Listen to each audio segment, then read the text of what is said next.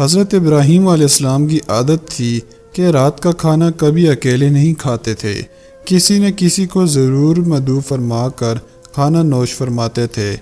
ایک رات حسب عادت آپ کسی مہمان کا انتظار کر رہے تھے کہ کسی نے دروازے پر دستک دی۔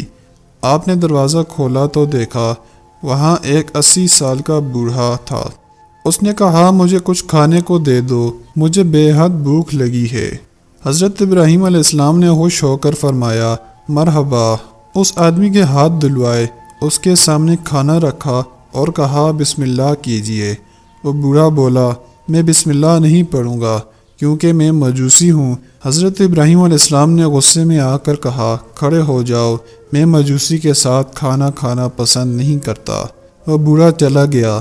ادھر پلک جھپکتے ہی حضرت جبریل علیہ السلام آئے اور بولے، اللہ نے فرمایا ہے اے ابراہیم، منکر تو وہ میرا ہے، میں نے تو 80 سال میں کبھی بھی اس کا رزق نہیں روکا، 80 سال سے وہ میری نافرمانی کر رہا ہے، مجھے نہیں مانتا، مجھ پر ایمان نہیں لاتا، لیکن اس کے باوجود 80 سالوں میں نے ایک دن بھی اس کو بھوکا نہیں سلایا۔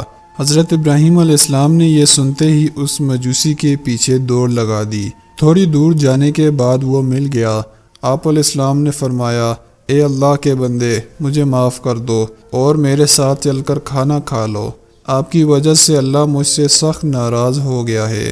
مجوسی بولا کہ کون اللہ؟ آپ علیہ السلام نے فرمایا، وہ ذات جس نے ساری کائنات کو پیدا کیا ہے، وہ اللہ ہے جس نے ہر شے کو تخلیق کیا اور خوبصورت شکل میں ڈالا۔ اللہ وہ ہے جو تمام مخلوقات کو رزق دیتا ہے، جس نے تجھے اور مجھے اب تک زندہ رکھا ہوا ہے۔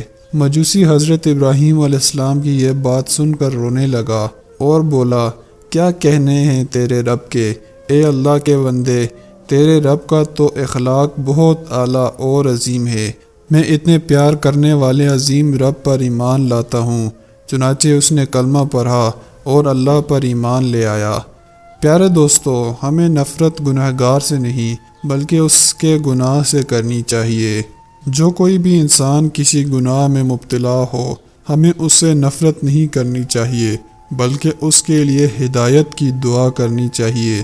اللہ ہم سب کو سمجھنے اور نیک اعمال کرنے کی توفیق عطا فرمائے۔